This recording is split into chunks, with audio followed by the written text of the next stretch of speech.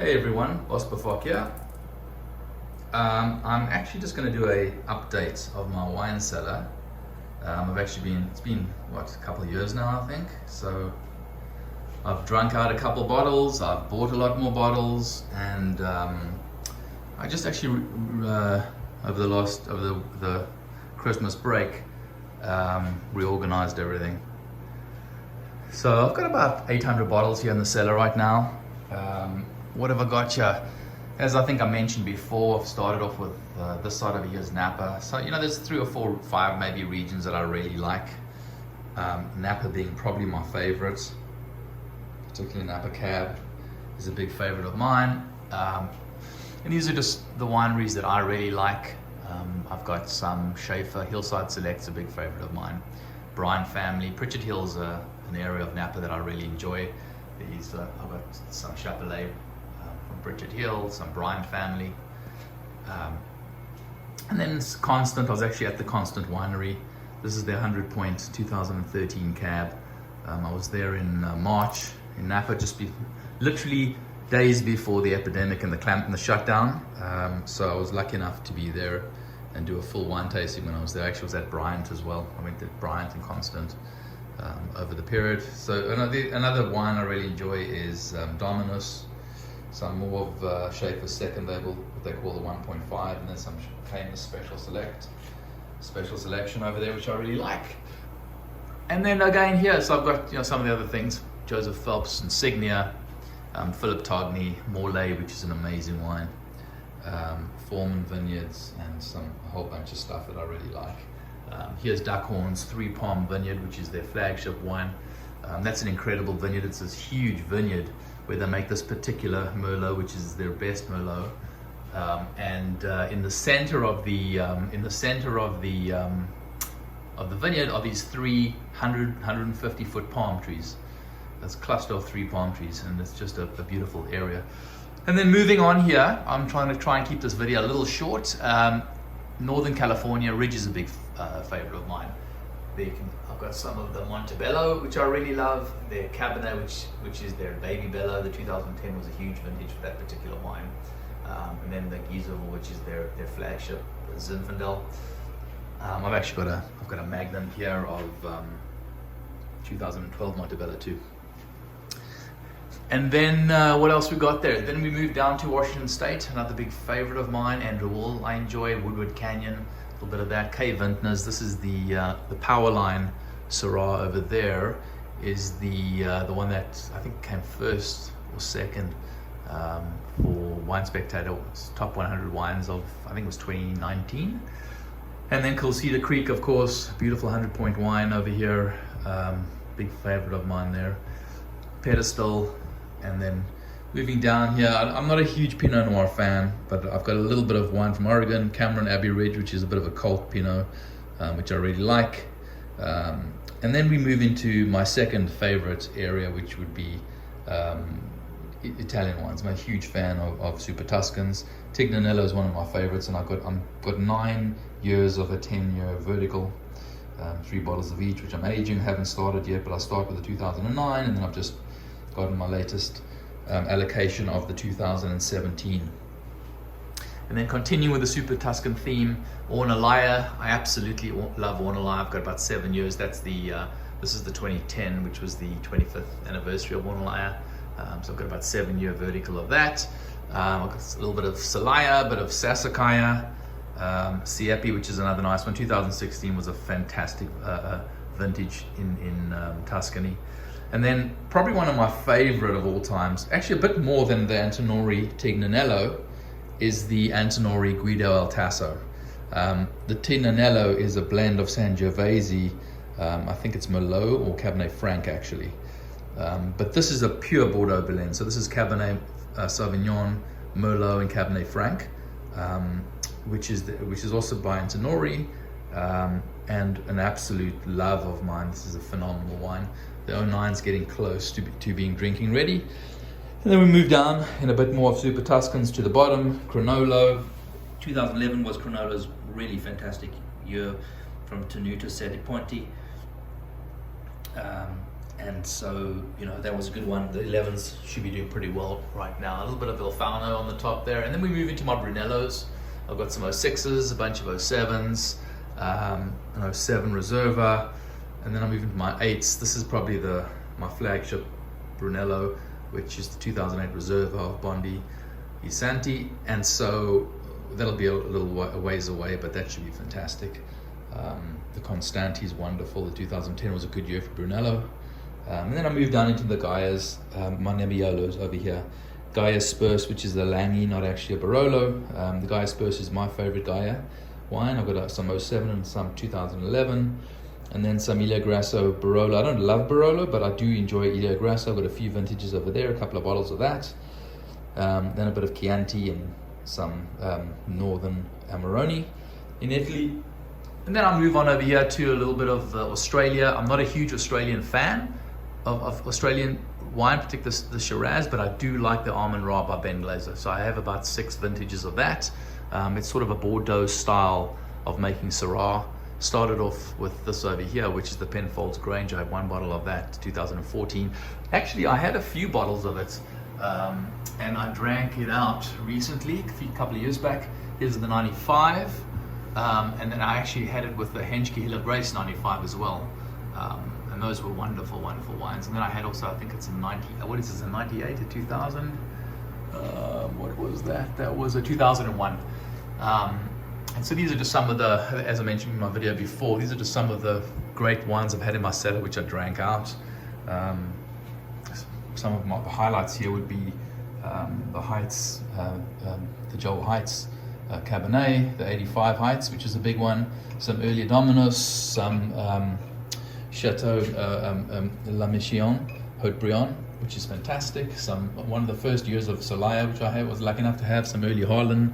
Last vintage of Colgan Herbland Vineyard, that was just a phenomenal bottle. This 01 I had in about, when was that? I would have had that in 2016, I want to say. It was wonderful. Some Schaefer. One of the other highlights would have been the 89 Riechburg, which I had here. Wish I hadn't have drunken that one. I think some of that recently sold for north of $10,000 a bottle, but anyway, it was good. It was enjoyable. And then some Coal Cedar Creek and Spotswood and things that I've had, some old Ridge Montebello. And so just moving back over here, that's the Brunello. That was the Italy. Right, we were talking about Australia. So that's the Australian. I've got a bit of Grange over here. Then the other area in France, I'm not a big fan of Bordeaux. I've got a little bit of Bordeaux.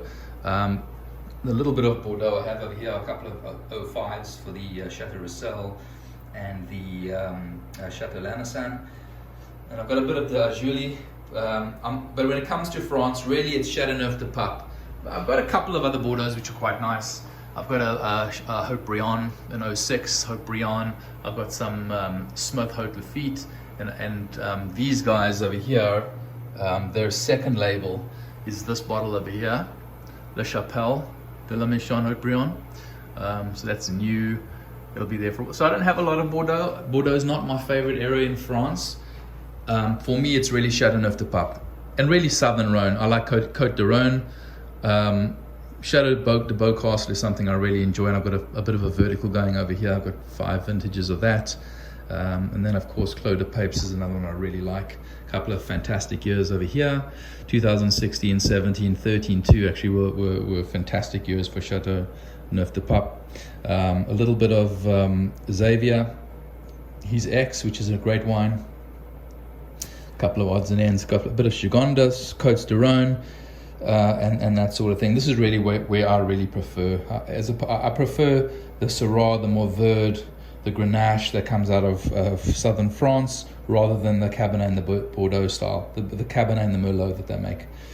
And then another appellation I really like is in Chile, and Maipo Valley is an area I really appreciate the wine from. Don Melchor is a wine I really like. I've got a bit of a vertical going there. I've got about 6 vintages there. Montes Alpha is a big winery. Their M, which is their flagship, is fabulous, and I've got a few vintages of that. And then Concha y Toro have this wine. It's about a $30-40 bottle of wine, and I've bought a few vintages. I opened the 2010 a couple of days ago. just listed my notes about it on Cellar Tracker. Was absolutely fantastic. This is the 2010, still young, probably got another 5 years to go, aging beautifully, and a little bit more here. Then I move into a little bit of, I really do like Malbec. The Finca Bella Vista was a great wine out of Acheval Ferrer. Acheval Ferrer is of course an Argentinian winery. I got one bottle of the 09 left, which was another, just their standard Malbec, but it was really, really good. A little bit more Malbec, then we move into a little bit of Spain. I've got some Pingus over here. Their second label, the Florida Pingus, which is wonderful. And then a little bit more, a couple of 07s, 8s, a bit of 05 over there, some 06, the Rio, the Vina Tondonia, which I really, really enjoy. And then a little bit of Portuguese wine. I got one bottle of this left, the Quinta do Crasto, which was their big year, the 08, still doing really well. I noted on Cellar Tracker that people were saying that it had its last day. I've actually got a magnum of the 2011 over there too. What I will say though, guys, is anything past about 5 years of aging, it does require a dark room, a cool room, a still room free of vibration, and lying the wine down. It does make a massive difference. If you can slow down the maturation process, your wines will go so much longer. You know, I read a lot. Cellar Tracker is a fantastic app. I would highly recommend it to everybody because it's a neighborhood app. So it's not you can get access if you pay, you can access the professional reviews, but it's not about the professional reviews. It's about your average man in the street and woman in the street like myself. When we're opening bottles and we're sharing information about how the wine's doing. Very, very useful if you're investing your money in wine, aging it, hoping to be able to drink it in 5 or 10 years from now. But what I will say is, so for example, I was reading on the Quinta do Crasto, the 08, people saying, even as far back as 2018 and 2019, saying the wine's done. I opened a bottle, I had 4 bottles of this, I have 1 left. I opened a couple of bottles, and I won as recently as 2 weeks ago, and it was wonderful. And the reason it's wonderful is because my room, my wine cellar is at 59 degrees Celsius, sorry, 59 degrees Fahrenheit. It's dark, it's in my basement, it's still, there's no vibration, and as you can see, all my wines are lying down flat. By slowing down the maturation process, it really makes a massive difference to the longevity of your wine. And then of course my last area which I love is South Africa. I am ex-South African, I live in the Pacific Northwest now, but I do love my South African wines. Hard to find them, the really great ones in North America. Yes, the Lima, there's Meerlust, the Meerlust Rubicon, a number of vintages. In fact, I just opened the 04. That's another area people say you can't age, they aren't made to age wines. Well, let me tell you, I just opened the 2004 Meerlust Rubicon and it was fabulous. Probably another 5 years to go. So that puts, that wine's 16 years old and doing beautifully, probably into its 20s before you even need to start worrying about it. So again, dark, cool, still, and flat. And you can age anything and it'll improve, because what happens is the constituents of the wine, the acidity, the fruit, the sugars, the alcohol, everything knits together, the tannins, into pure equilibrium. Here, of course, here was my Thelimas, the Mint, which is the flagship Cabernet, their Reserve, Merlot, wonderful wines. And then I've got a vertical here of the Taurin Fusion 5, and there's the Taurin Z over here, their second label. It's to mimic the left bank, right bank of Bordeaux, the Taurin Fusion 5 being left bank and the Z being right bank. So one being Cabernet dominant, one being Merlot dominant. Carrying on up here, some more Glencarla vintages, some Riston Frieda, Malderbosch, of course the Hamilton Russell Pinot Noir, Le Riche, some wonderful wineries out of South Africa there. And then I've got at the top here a little bit of Canadian wine, not much of it, but I've got a few bottles, some of the better stuff. And then some odds and ends over here, some Chardonnays, in particular the Hamilton Russell Chardonnay. I've got about 6 or 7 vintages of it over there. Wonderful Chardonnay, and made in the true Burgundy style. The only one really out of South Africa that's made in a Burgundy, sort of a Montrachet style of Chardonnay. And then I've got some Champagne, a little bit of Dom 02s and some 06s, some Ruinart, and then of course my dessert wines. I love dessert wines. Also, that's the Bordeaux that I really enjoy. particularly Clements, Riosec. Suderat's another favorite of mine, Giro. I've got a little bit of wine from the Nederburg wine auction, the 03 Edelkeur, which is the Botrytis wine from Nederburg, probably the oldest wine in South Africa. Then I've got some other fantastic wines there. And a little bit of Portuguese wine over here, a Barolo over there. A Magnum.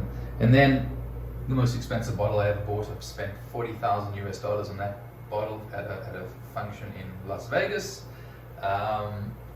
So thanks very much, everyone. Again, here, over here I've got a couple of odds and ends again.